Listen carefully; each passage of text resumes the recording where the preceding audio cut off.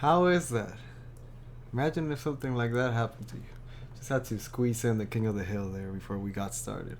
So, welcome everyone back to the stream, or if you're watching from YouTube, hello. We are going to be talking about dolphins today. More specifically, we're going to be talking about NASA's involvement with dolphins. This is going to be the second kind of this video that I make, so we're going to try to establish something here. This is the Canon series that I'm, I guess, creating just right here, right now. With that said, let's get started. So, a lot of funny things regarding dolphins are worthy of talking about, but most worthy of interest, I would say, is probably the case of the NASA dolphin experiments when they were trying to essentially establish communications between dolphins and humans. Happened in the 60s, like 63, I believe. We have the sources right here. And this is, again, just to show you that all this stuff I'm going to talk about is veridical. And while what I'm saying about this stuff might not be veridical in and of itself, we are speculating. We are headcanoning this information.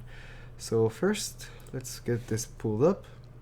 We have Margaret Ho Lovett. This is a lady we're going to be talking about a lot. But essentially, we're going to be talking about this right here. Our girlfriend, our girl boss, Margaret, and Peter the dolphin.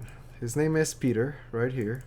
This is the dolphin in question that we're going to be talking about. But we're also going to bridge everything we're talking about here with what we talked about last time. So if you haven't watched the video, I'll try to put an annotation, like, I guess, right there, so you can watch it. But essentially, what we talked about last time when we were reverse engineering aliens, we established that there was this organization of aliens that are all tied to the mycelium core, which feel so guilty about the fact that their involvement in humanity's development caused the downfall of humanity, that they're actively using all of their collective effort, knowledge, and everything that the orb was doing before it found humans to help humans not self-destruct. And while we've talked about how that future doesn't necessarily have to come to be, it actually, I would argue, it already didn't come to be. What we're going to talk about pretty much everything that happened between the aliens finding out about us and the aliens finding out about us and the aliens fixing it. So for that, we need to talk about this. And here, the dolphin who loved me, the NASA funded project that went wrong. So let me tell you about it with the whiteboard. So, long time ago, our friends here, here, the NASA boys, they were having so much fun just doing the thing, like shooting the shot. Ooh, hey, we survived World War II. We were given, Operation Paperclip gave them a little bit of amnesty for their war crimes as long as they helped further civilization and all that. Here's a little paperclip. Hello, it looks like you're trying to hide your war crimes. Do you need any help with that? Yes, actually we do. Thank you for volunteering. Alright, anyways, we have Clippy here. Boop, boop, boop. Just paperclip tying into NASA. Not that it's super relevant that how we got those people working on this thing, but it is important just to note, I suppose. Moving on. So NASA, with a lot of funding, at some point picked up a nice little area in Hawaii. I don't know how Hawaii looks, but it's kind of like that. Because Hawaii is close to the ocean. Okay. It's surrounded by ocean, in fact. It's not just close to it. It might as well just be ocean. And you know what's in the ocean? Dolphins. Boop, boop, boop, boop, boop. It's just like when they ask you, hey, you know what's up? Planes. It's a silly joke, I just remembered. But anyways, so NASA was like, like NASA ball. Maybe we should pick up one of these dolphins and see what we can learn from them.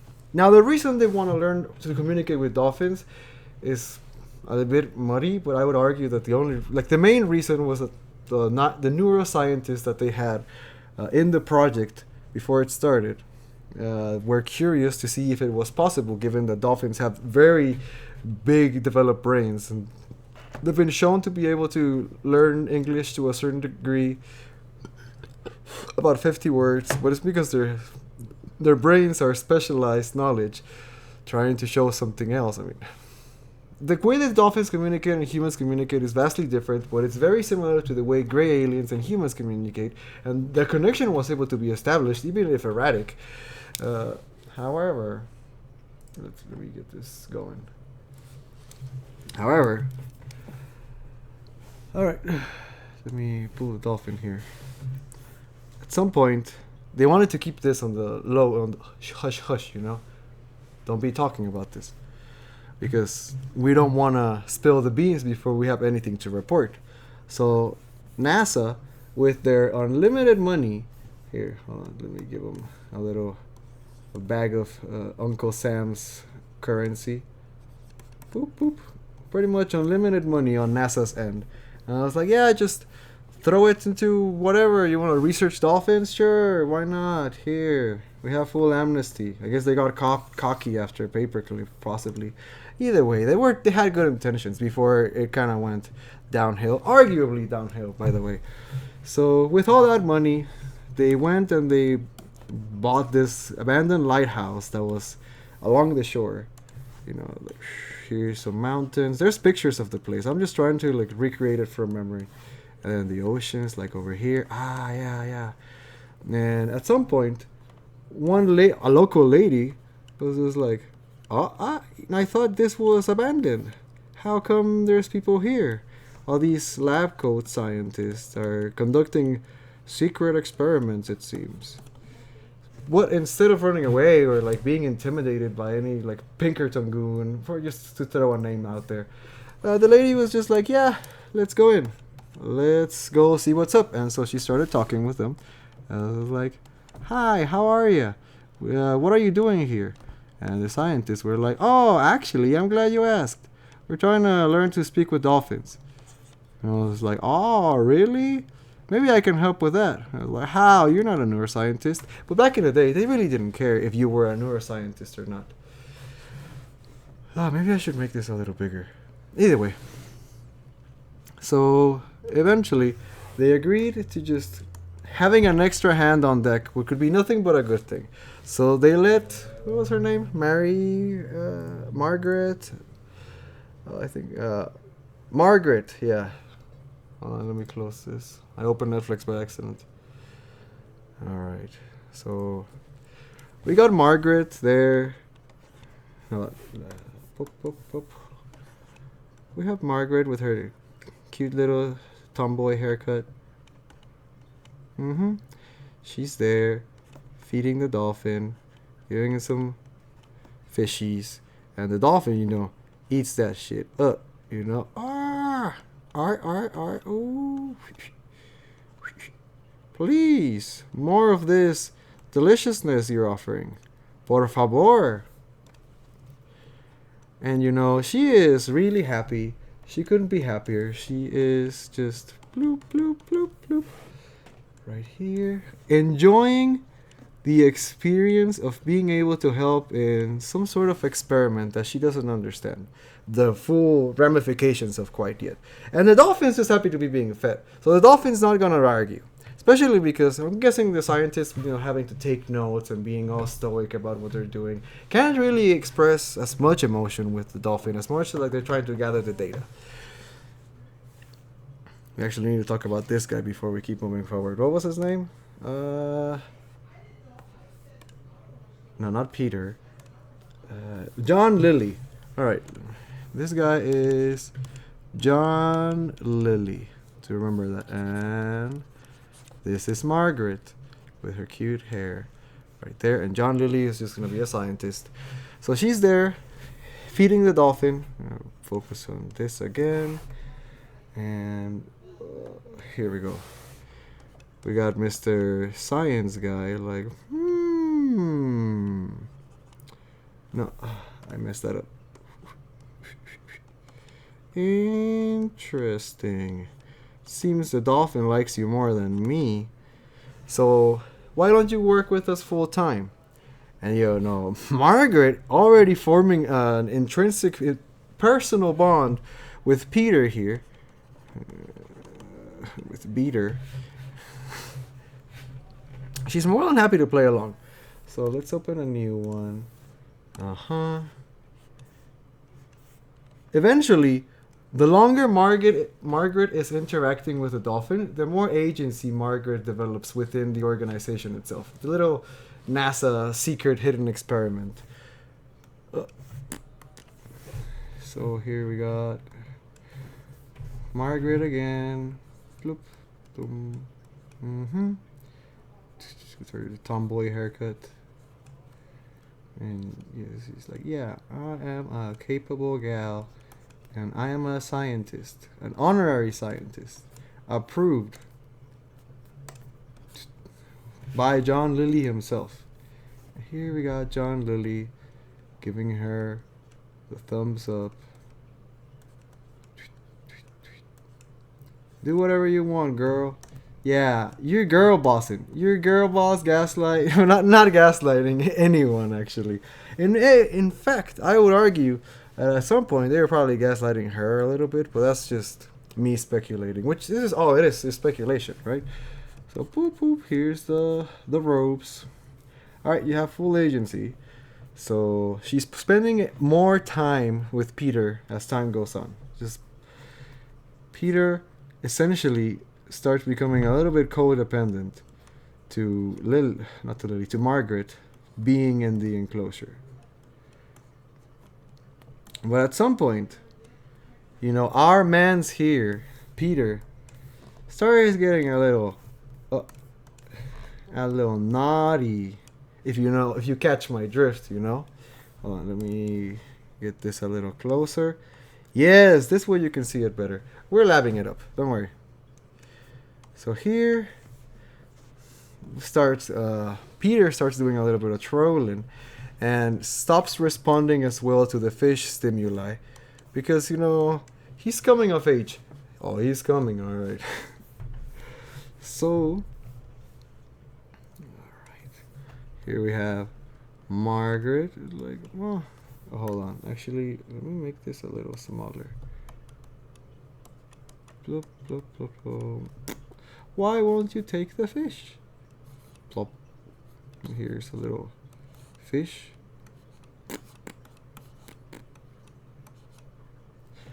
But he's like, no way. No thank you.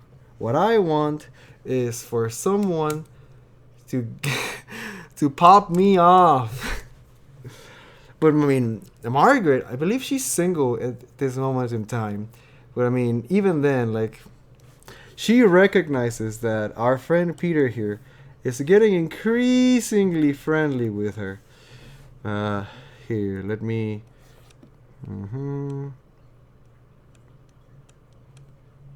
Hold on, this is good.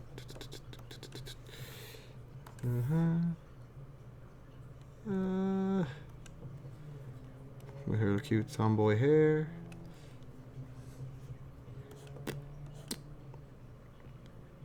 Oh my gosh. I don't know what to do about these dolphin feelings. I don't know. Let's make her a mermaid. Why not? I mean, at this point, she's the closest thing we have to a mermaid that aren't actual mermaids.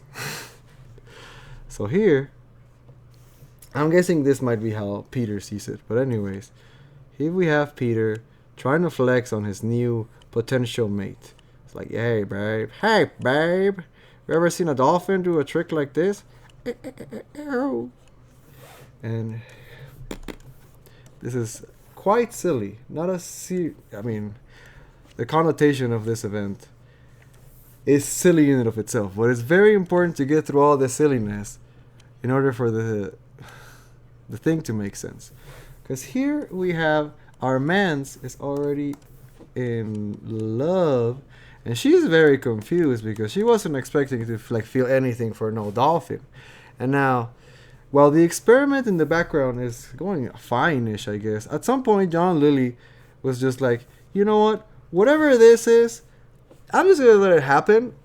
And I'm going to go into another room and do a bunch of drugs. because it was the 60s. So here we have our friend. What was his name? What did we name him? John Lilly, right? Here I'm gonna give John Lilly a little avaz. He wasn't doing this. He was doing LSD. So let's put him a little LSD. And he's like, ooh. And it's like, oh yeah, we're cooking.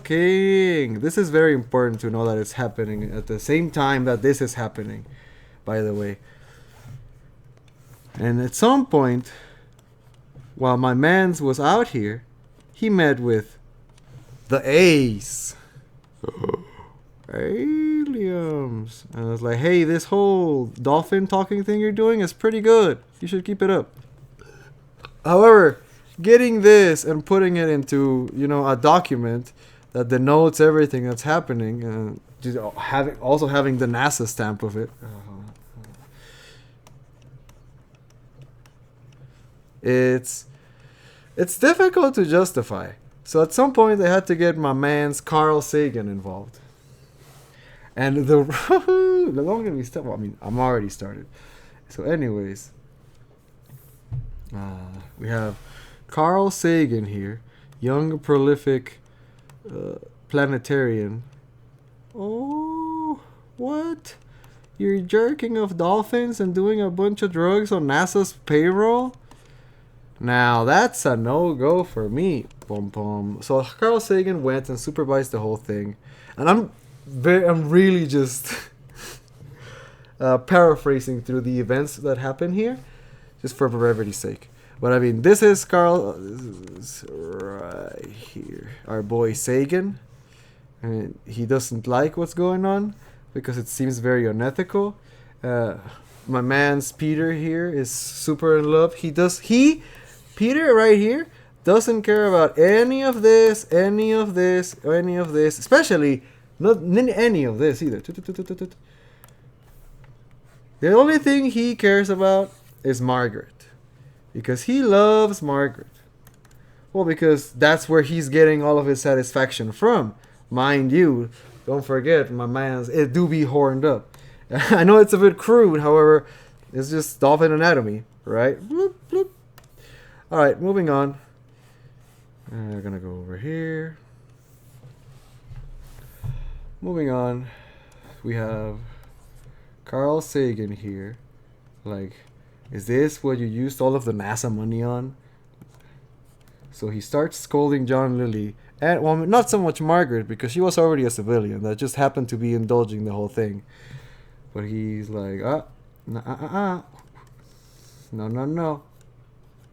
That's a bit no. We don't like that here. And John Lilly's just like, oh, I'm sorry that I was unethical, but I have something to tell you. I met the aliens. And it's like, aliens? Otro perro con ese hueso. He's like, I don't believe you have aliens. I don't believe your study was ethical. And I don't think you're treating the dolphin very well. Although, to be fair, this is probably the dolphin that's lived the best life in recorded human history. The dolphin had his whole apartment underwater, specifically so he could be with Margaret as much time as physically possible. But yeah, Sagan was pretty upset at Lilly, at the aliens, and I guess not so much Peter. However, I'm pretty sure Sagan understood, like, the dependency that was established between Margaret and Peter. So they had to break that somehow. As unfortunate as it may be, that was the plan. So, unfortunately, the story doesn't have a very happy ending, despite the fact there were plenty of happy endings for Peter happening. Eventually, they transfer Peter to a little pool somewhere else, just to keep an eye on him. But Peter doesn't want to play this game no more because Margaret's not involved. So it's like, nah, I'm done so with this. So you know what my mans does? Peter here in the lab just goes to sleep at the bottom of the ocean. And remember, dolphins are mammals, so they do need to breathe. So what happens if, you just stop going up for air. And, you know, the bubbles start, and then here we have another scientist that isn't John Lilly, because that guy got fired like 3 drawings ago. And it's like, I'm gonna get fired.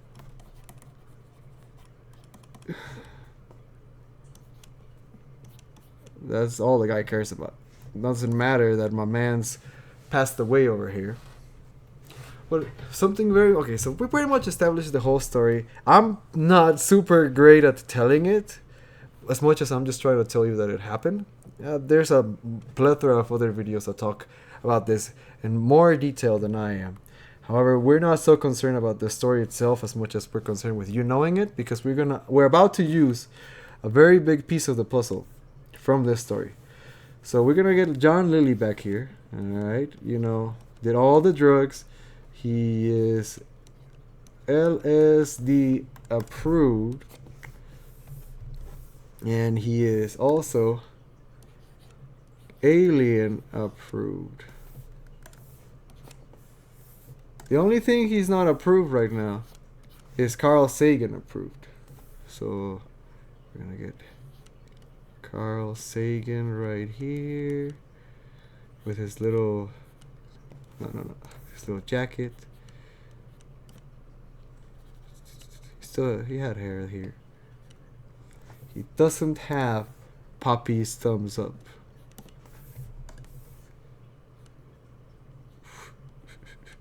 This is all he wants, and he doesn't have it. Well, what he does have is his own personal experience with these two. So even if Sagan doesn't want to be on board, that's not gonna stop our man's John Lilly from cooking. So John Lilly, using these two things, talks to us about ECCO. ECCO. And what ECCO means is right here. It means the Earth Coincidence Control Office. John Lilly claims that through the whole experiment and his time, you know, doing all this stuff, he came into contact with the Earth Coincidence Control Office. And well, once he understood that this was happening, the point was now proving that this is happening. Because it's the only way to validate his own credentials for John Lilly. Because to get Sagan's thumbs up, we have to make Sagan believe this is happening. And now I have reason to believe that Sagan actually believed the whole story. It's just, given that it leaked, it was easier to just, you know, scrub it under the rug, if you would. You know, just sweep the whole thing away. And you know, whatever happens to the dolphin is more important to keep NASA's reputation intact than to just say a horny, lousy dolphin, I guess. But not to John Lilly. That didn't stop him. So we're going to connect the Earth Coincidence Control Office to a couple of larger ideas that I hope you're familiar with, and if you're not, then we're gonna talk about them right now. So hope you're ready to have that egg of knowledge cracked up on your head, because here it comes. So we're gonna get the aliens from the last video. I don't know, here's one. Wee-oo. And I guess they control the coincidences that happen from an unknown location. ECCO, right here. And I wouldn't say they're doing it maliciously. This is probably happening within the mycelium core, if we're being honest, really. And using their big brains, they are sending the brain waves to John Lilly from the future so that this happens in his present. Because they need John Lilly. And it's like, come on, dude, we need... as many smart people in this eco bullshit as possible. And I don't mean eco bullshit as an ecological bullshit, but you know what I'm... Of course you know. If you're still watching, you're following, I hope. Anyways, from the mycelium orb, they're communicating and they're trying to make everything better. Well, I mean, what is better, really? Okay. So with the establishment of the Earth Coincidence Control Office, which I would say happened a few interlopings in between the Ariel encounter. Oh yeah, we're bringing back Ariel. Okay, so actually, hold on. We're gonna need a new canvas for this one. Alright, let me make this a little bigger.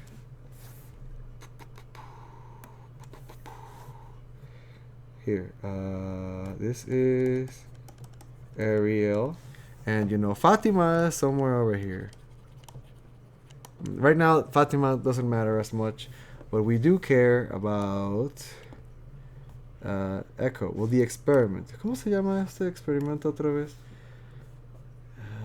I don't know the name of the actual experiment. All I'm doing is just NASA dolphin experiment. That's how I look it up. So, NASA dolphin. So at some point, a few interloping events happen before the Earth Coincidence Control Office, which we are assuming are just aliens, get in contact with John Lilly. Here we have John Lilly. Ooh, oh yeah, oh, they're cooking. Hold on, no, this is... No, back. No. I want to give him a happy face. There we go. Hold on.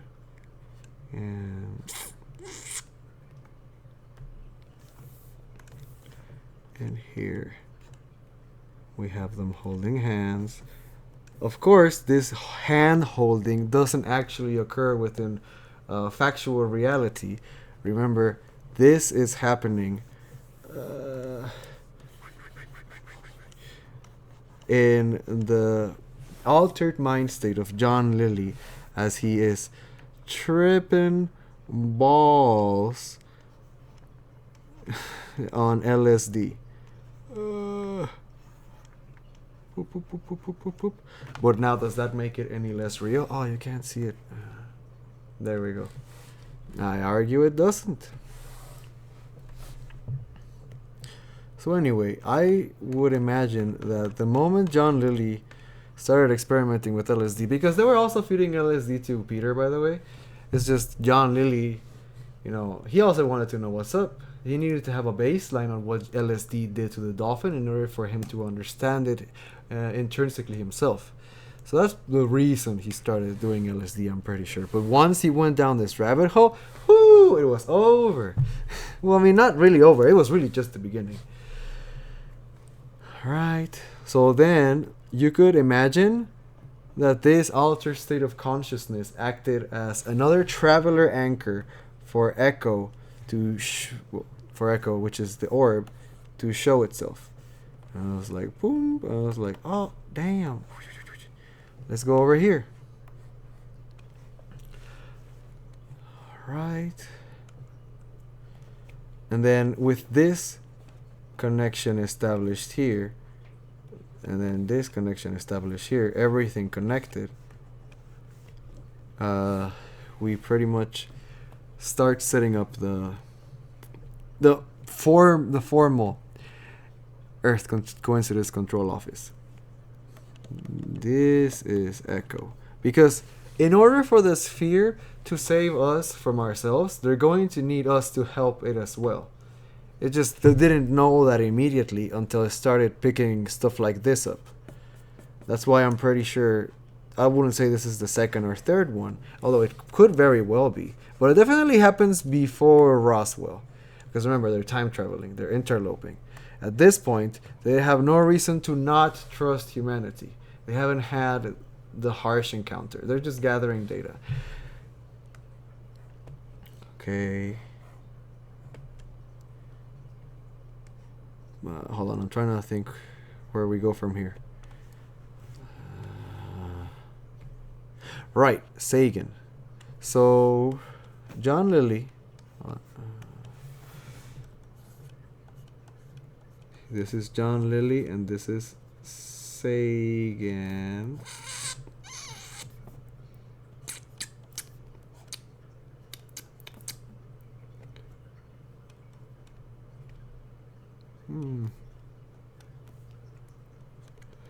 So John Lilly here is presenting the idea of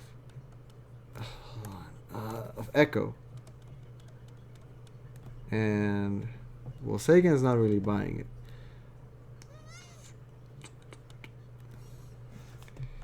However, here, let me show you this real quick.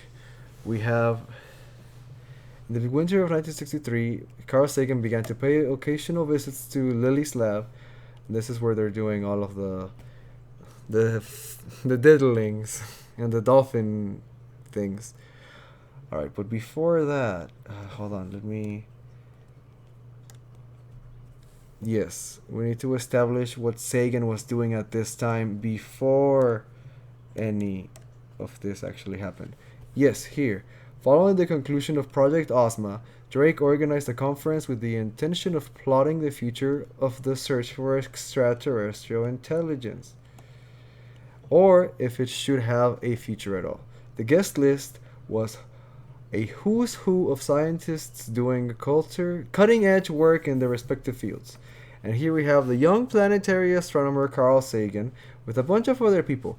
But right now, the important thing is that we need to know that Carl Sagan was already involved in this conference of big brains in order to communicate with aliens. Because if all of the paperclip is true, if all of the ECCO is true, if everything is true, and we know about it, we want to understand it. So Sagan was a pioneer, essentially. So before any of this is happening, Sagan is over here with a bunch of other big brains. Like,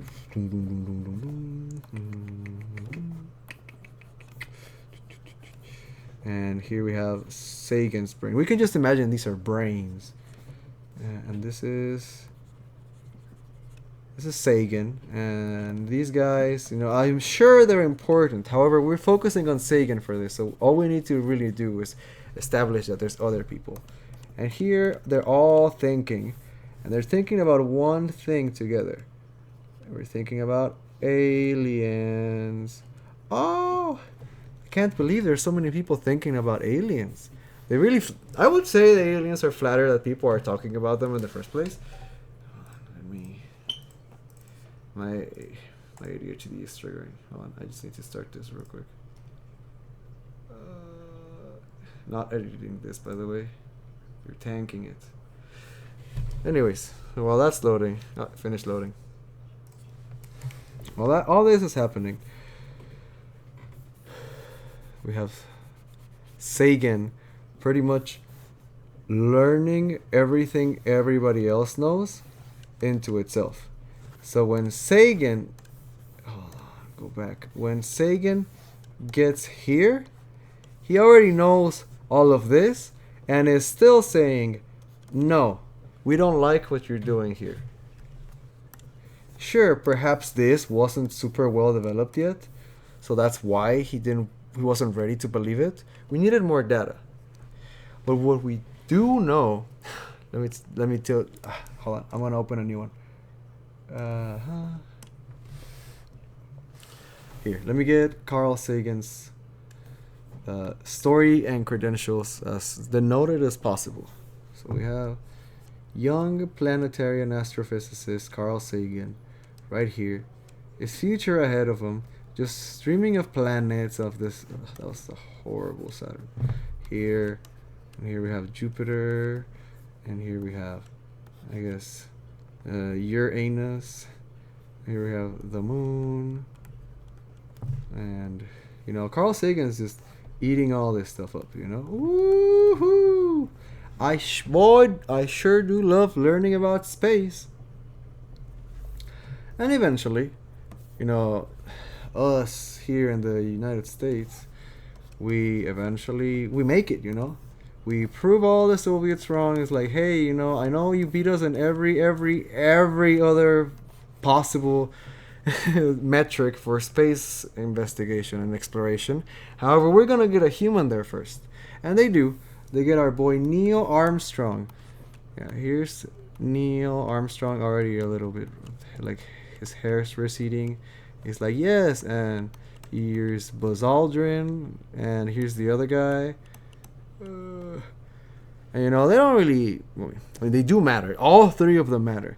But Neil is in an interesting situation because he is the number one that gets to touch the moon's surface. And this is also, we have to assume that the moon landing is real here. Which, let's not go too crazy. I'm pretty sure the moon landing is real.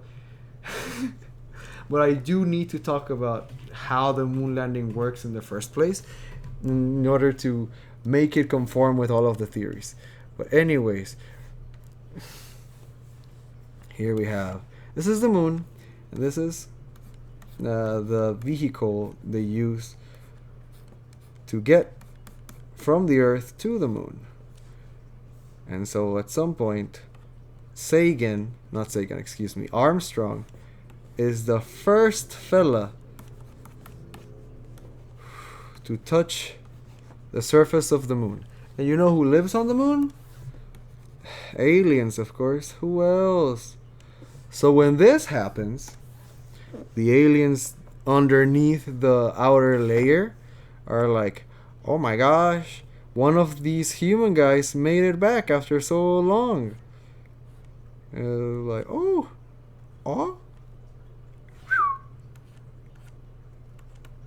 Bling. And now, let me tell you something about the moon. She's very special.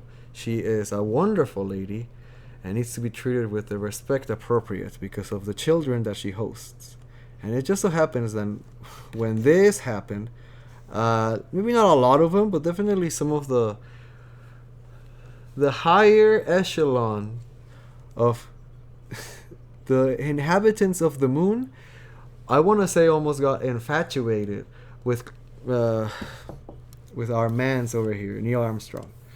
You know, it's funny that, you know, Neil A, it's A, lean backwards. Haha. It's so, that's mostly a coincidence. You could potentially make the argument that, like, we were prepping Neil Armstrong since his inception in order to make it so that he was the first one, and this is just an acknowledgement.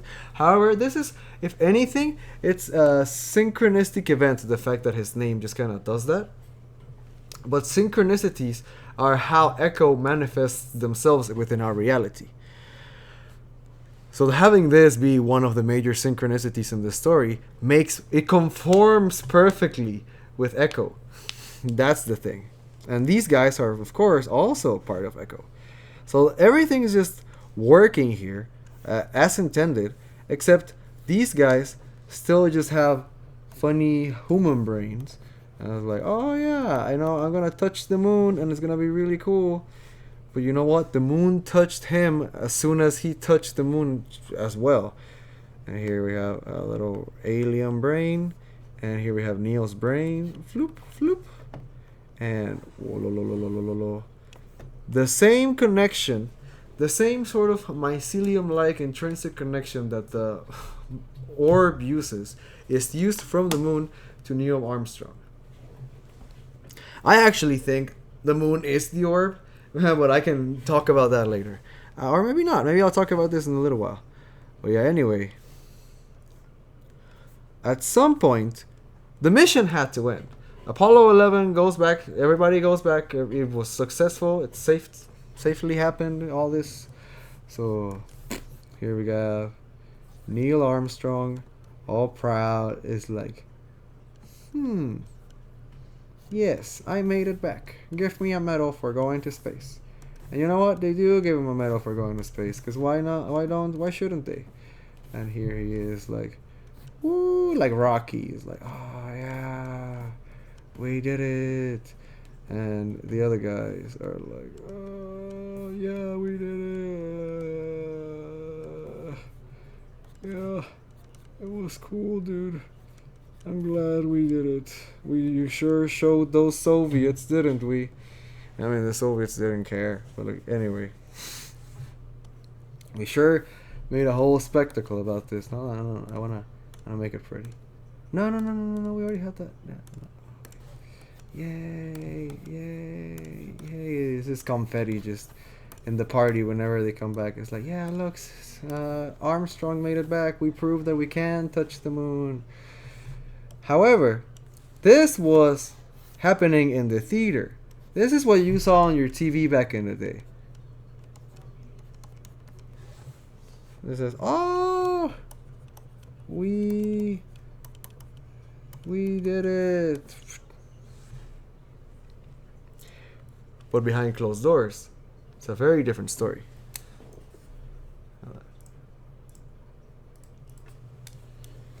Behind closed doors, we have Neil Armstrong here, like,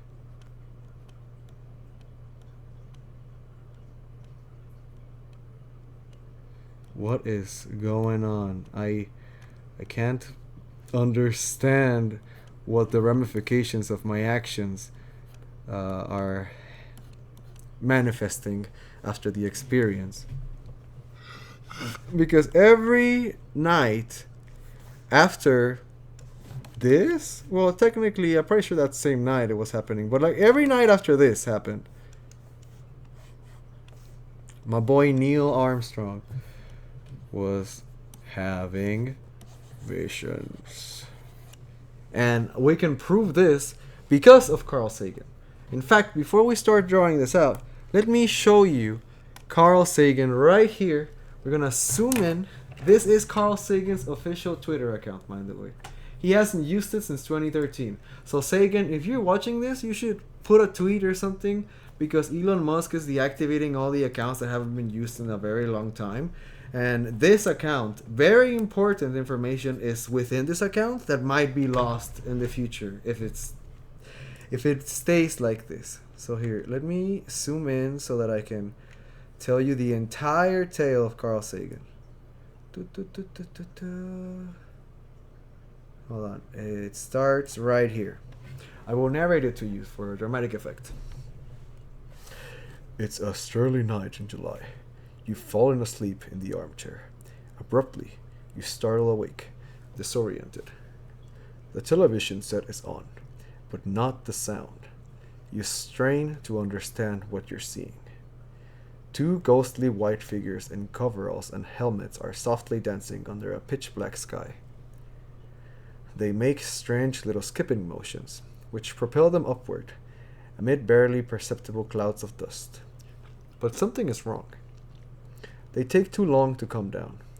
Encumbered as they are, they seem to be flying, a little. You rub your eyes, but the dreamlike tableau persists. Neil Aldrin Armstrong, 1930 to 2012. Carl Sagan posted this string of tweets the day Armstrong passed away.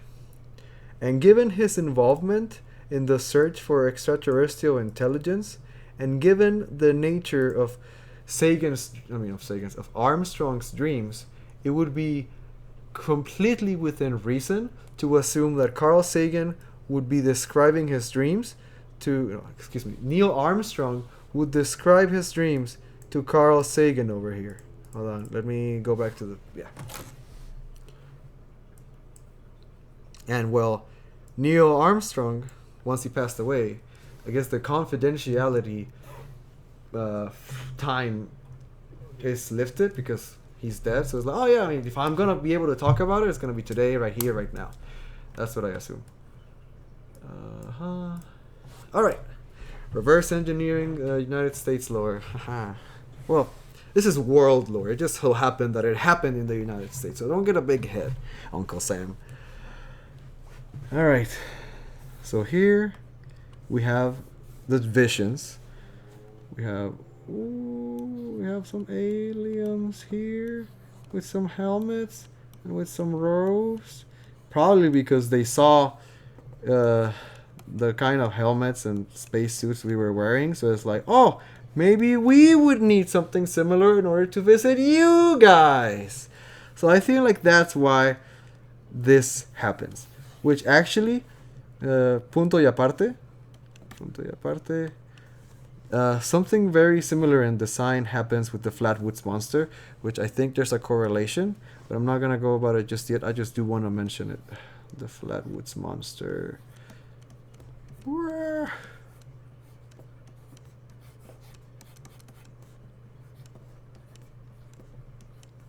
here's the Flatwoods monster. Kind of looks like what we drew here. That's why I wanted to point that out real quick. Here we have human suit for space exploration.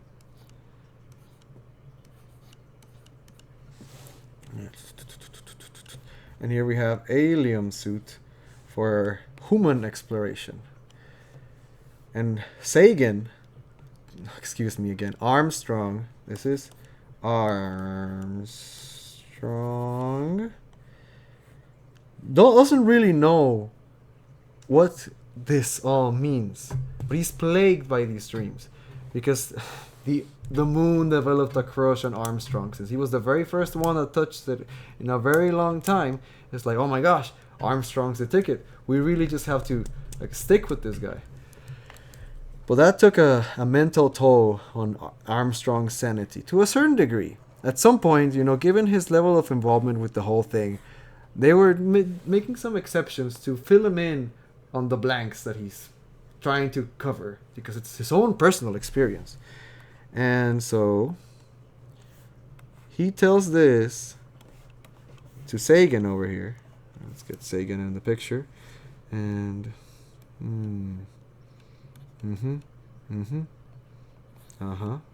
we're listening. And here we have please, you have to listen to me. I'm not crazy. And it's like, I know you're not crazy. I've seen this before. And I was like, yeah, me too. When I went to the moon, dude. And I was like,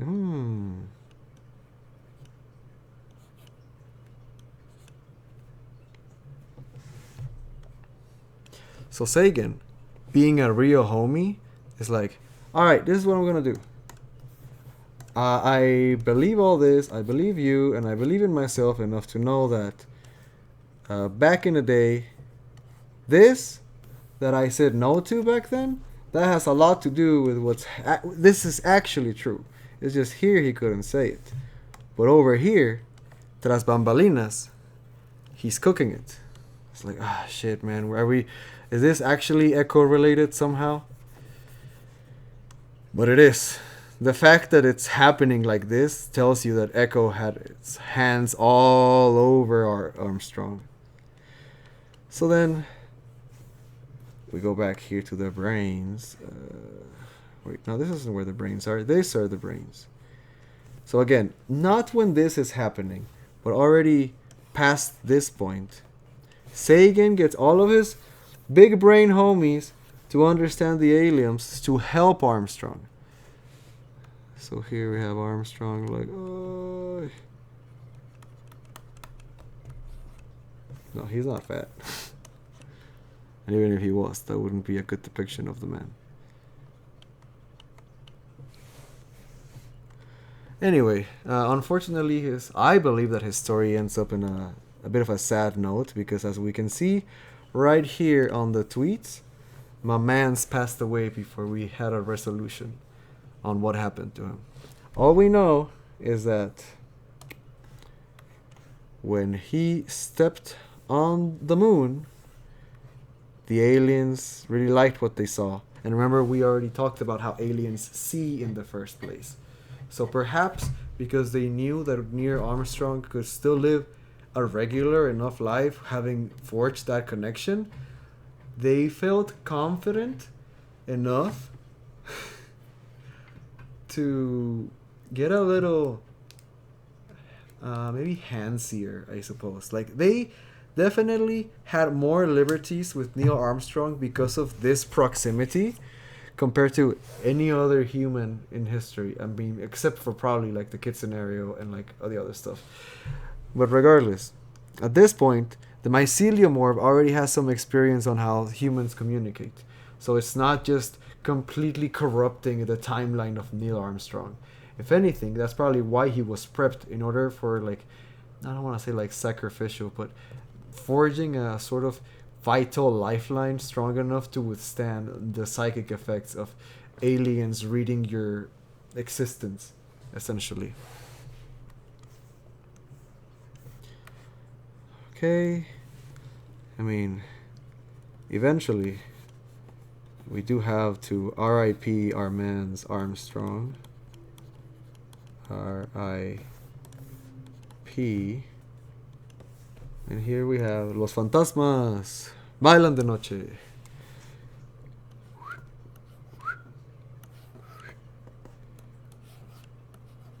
I'm sorry we pushed you too far. It wasn't your fault, don't worry. Here, the aliens are gonna leave some flowers for Armstrong because he was their homies. They was tight. So of course they would.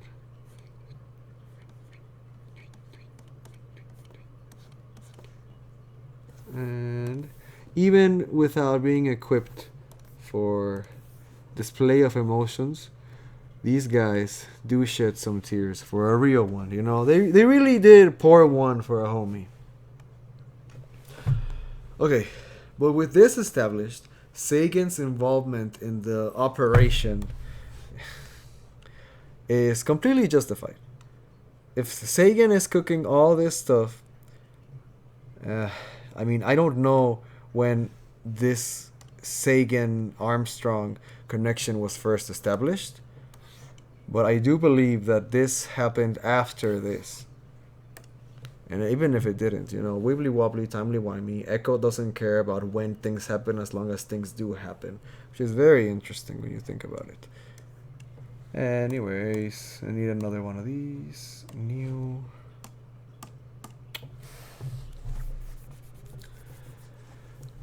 Let me get a little closer. Hope you're enjoying the stream as much as I am. Okay, so then we are going to get a couple of the acronyms we've established. We have ECCO, which means aliens.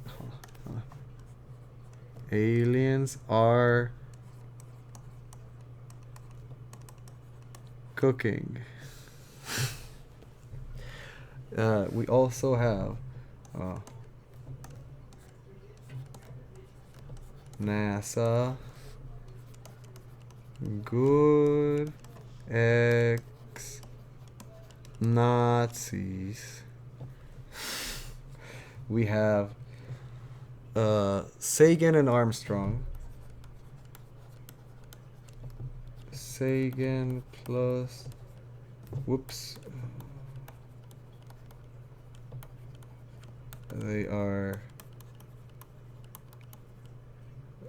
They're homies and big brained.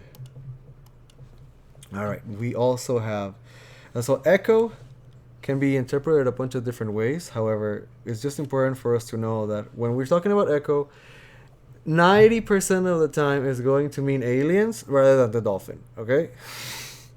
Except when we do eventually play ECCO on stream, of course, because then it's going to mean both. We have the Shadow Wizard Money Gang, which is also just ECCO, and we know NASA is part of ECCO, and actually we have some intel from after the war of some of the space projects that the Nazi scientists were working on, which is super interesting. We actually need to talk about this right now. Okay, so back when we had the fellas with the 4 Fs, here, I'm not actually gonna draw it, dude. But you know exactly what I mean.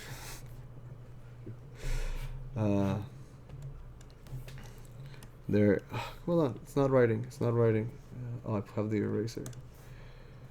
They got their gray matter, and they're like, oh yeah, we very smart. Yeah, gotta get rid of everyone that isn't as smart as us. And eventually, part of the lore establishes that these guys did in fact make a connection with ECCO, and they helped them cook, because again, ECCO is really just trying to find not the best way, but a way to stop the dystopian future from happening. And while they didn't know the connotation these fellas were gonna have, they were just like, hey, you know, you're further ahead than most other people as far as like the echoes are concerned. Not that you're smart about your understanding about it, but you have some understanding. We can polish the understanding later. So anyway, the 4Fs over here eventually, what's the word? So one of the main theories that I remember hearing from my time on YouTube is that Nazi scientists believed that this is the Earth. Right, boop, boop, boop. This is America, and this is Europe over here. This is not a very good America, but don't worry about it.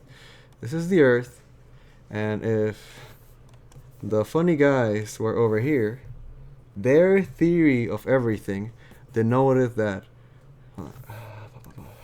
Here, I'm gonna put the UK, because apparently those guys are important on the whole thing. So when they talked to the aliens, not a Kokoro, the aliens,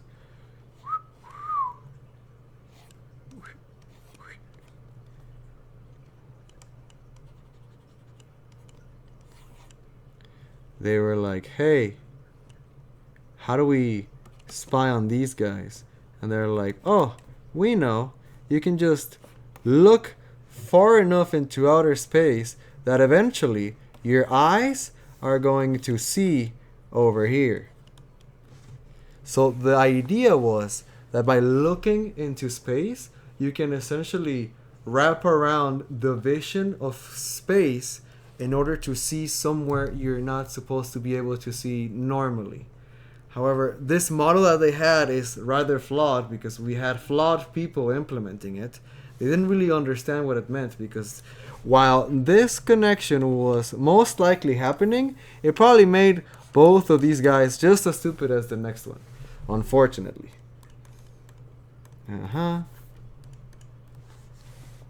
Because the way these guys were trying to explain it, it's from the inside of the Earth's perspective outwards. So here we have the core of the Earth. No. Here, core of the Earth, and let's assume certain A's live here, right? Because remember, this is part of ECCO. They're doing work. They're trying to save humanity. So from their perspective, Charlie, hold on. The Earth looks like this. And here we'd have the same point of reference that we have over here.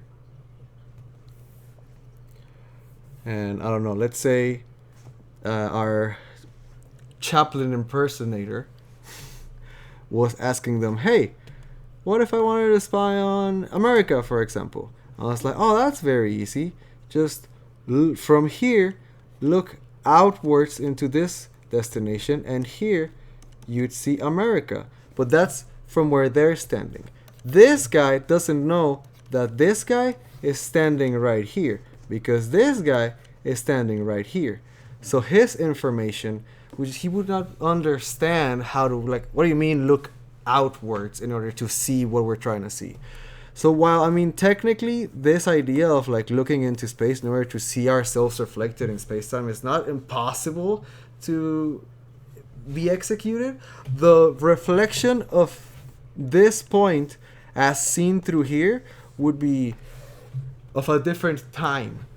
So any intel you could actually get using this method would be completely distorted by space-time. Now, it works for these guys because from the center of the Earth, because we have... I need to talk to you about the moon now. For this to make sense, I need to talk to you about the moon. Okay. So... hold on. We're going to talk about how we got the moon in the first place. I have worked on labbing this up for quite a while, so indulge me if you would. Excuse me. We're going to go back in time, a long, long time ago, before any of this was a thing. And this is the Earth. It's in the primordial lava state. Everything we know is already here. It just hasn't happened yet. It's just a bunch of lava, a molten hot ball of material floating in space. Just chilling. Chilling out, maxing, relaxing, all cool. And not shooting no B-balls outside of the sphere. But then a couple of guys that were up to some good showed up. This is Earth, and this is the moon. Or before it was the moon, this was Theia. Now, as the story goes, Theia, we didn't start with Theia right away. Theia came to us at a crucial moment in our development as a planetary system. As a planetary unit, not even system, because the system was already established. So let me show you the solar system real quick as it should be. Here's the sun. Let's make the sun bigger, dude. Alright, let's give him a happy face. This is section there. Now you can see the sun. So there's the sun, and this is Mercury right here. This is Venus. This is the Earth. But remember, all of these planets are still getting cooked. They're not ready to go yet. I mean, the sun is, but the sun is chilling. And then here we have little Mars. I mean, at this point, I'm assuming whatever happened to Mars hadn't happened yet. And then we have the asteroid belt. Or, alternatively, we could have the missing planet already, like, maybe being created. Maybe it wasn't fully shattered yet. Not sure about that. But then here we have Jupiter. Here we have Saturno. And then Uranus, Neptuno. And here we got Pluto. And all the way over here, like, we have Theia. Theia's over here, just kind of chilling out. Let me back up.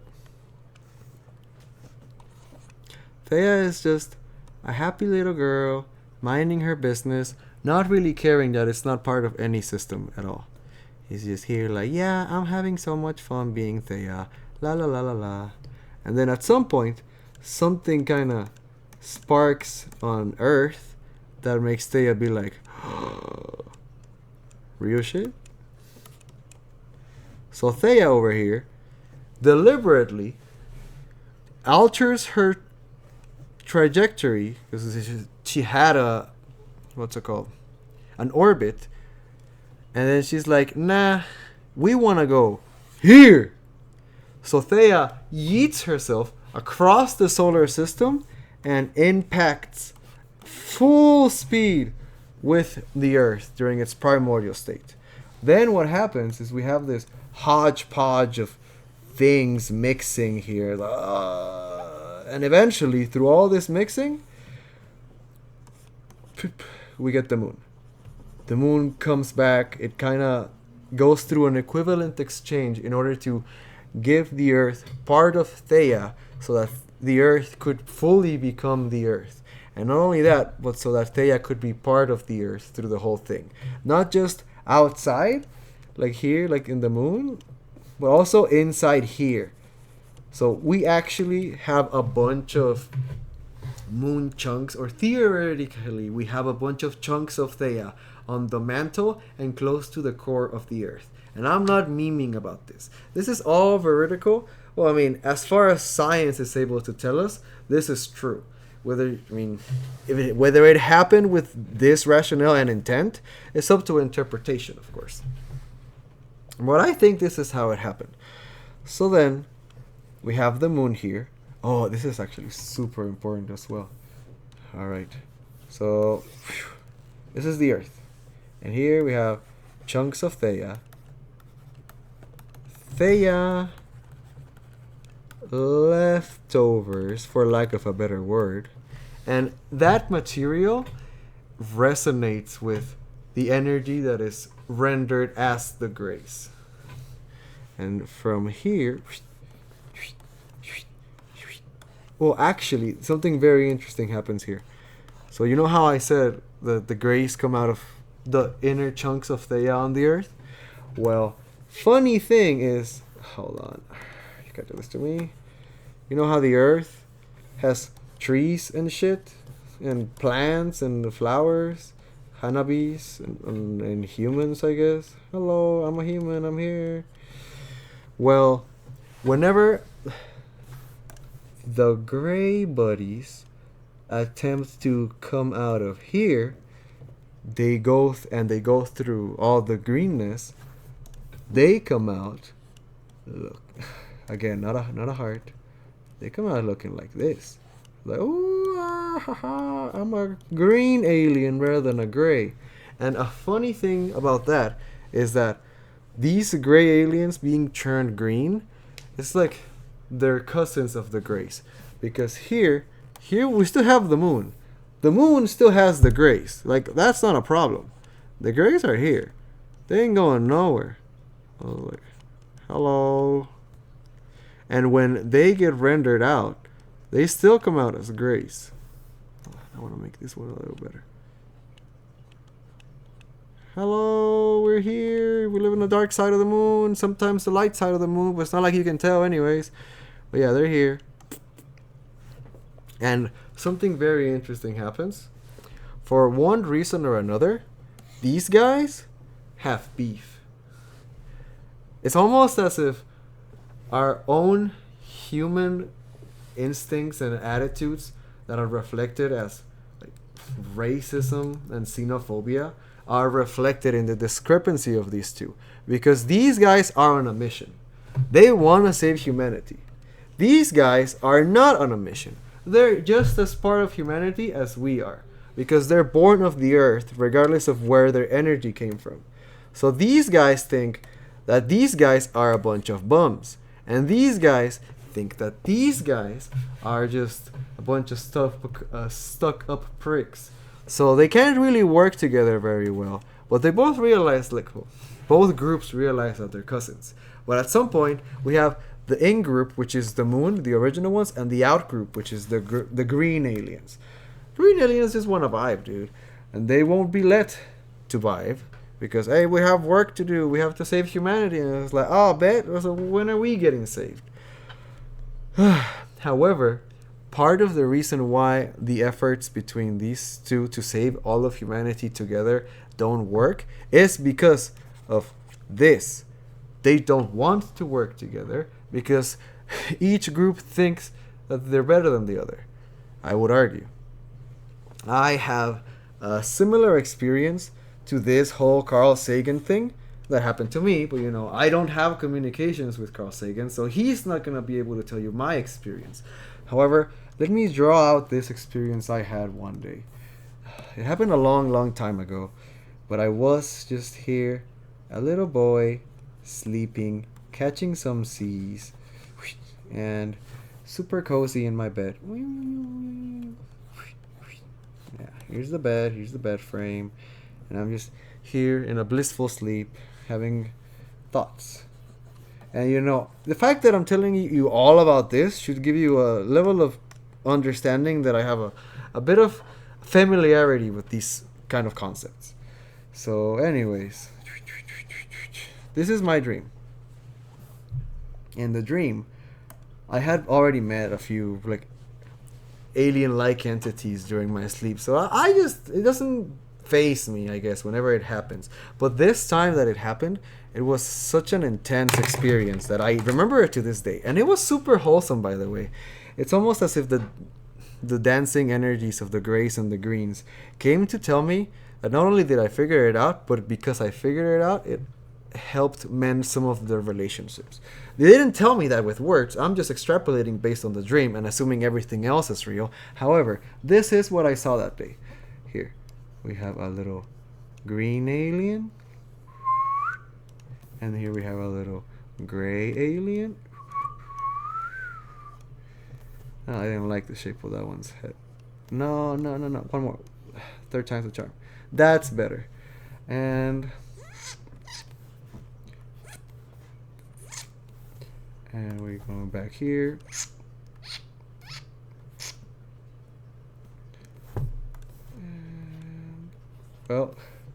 And this is what they showed me. That they were holding hands together. In my dream, instead of going and spooking me and trying to get me to like an hero or to have these cryptic nightmares about the future, what they told me is like, dude, you were right. We need to work together. So they just held hands. And it wasn't just two of them, mind you. I'm just showing you two, but in my dream, like there was so many of them. So many of them. And you know what? Every single one of them had a great partner, and they were all holding hands together.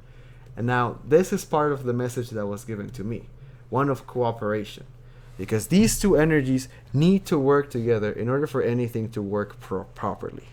And I mean, even if I can't convince you of anything that I'm saying, it's the attitude that I have that I'm trying to convince you of.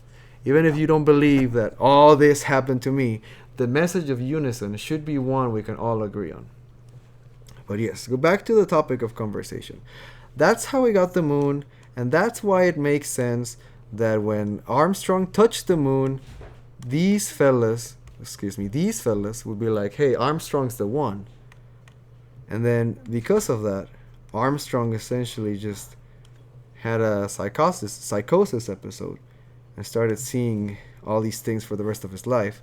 Sagan acknowledged this. Well, there wasn't anything Sagan could do other than just be a homie for a homie, you know, and get all of his big brains to help give Armstrong some answers. Because apparently, whenever you're famous, you're entitled to certain answers. And you know, if anyone out there has had any sort of experiences like this, you're up to your own devices, dude, because the powers that be aren't going to spend resources into making sure you're comfortable with the experience. But you know who is going to? ECCO. ECCO's going to, dude. So don't you worry about it.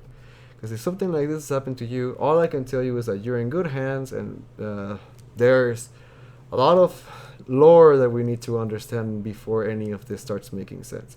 But I think we've talked enough for today in order for the next chapter, which is the ECCO organization, the dolphins, which I need to still talk more about dolphin lore because it's fascinating. Now, let me give you a little tease for the next one. Here. This is very, very important. Just so you're hungry for more. Alright, so here we have a little funny human brain. That's how it looks. And here we have a funnier dolphin brain. This is kind of what it looks like. Well,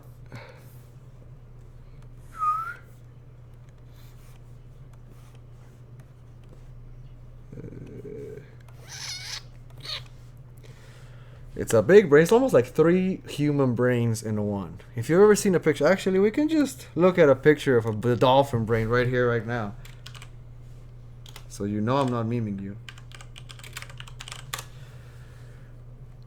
Yeah, here we go. Here we go, babe. This is what I'm telling you.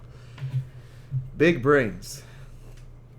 Now, I'm going to go on a bit of a limb here, and I'm going to make an assumption about the nature and history of how dolphins even came to exist in the first place. This is going to be very funny, dude. I hope you're ready for it. But what if a creature existed in the past with this same brain? Here, let's.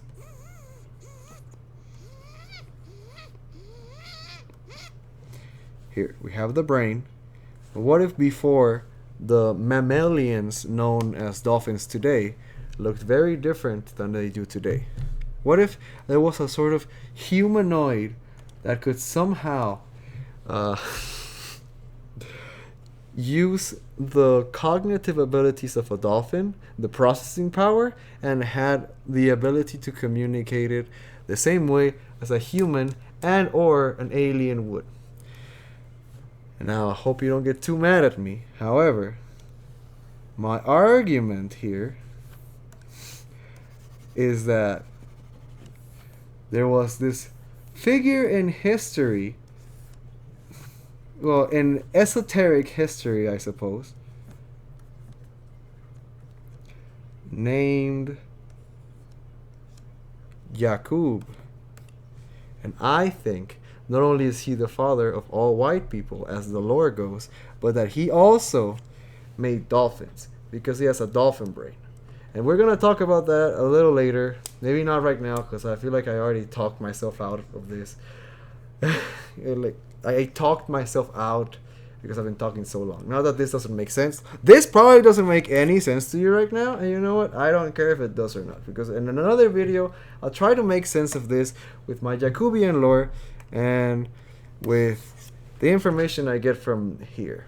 So anyway, this has been another headcanon episode with your friend, my friend. And if you liked it, let me know. If you don't, also let me know. I mean, why don't you?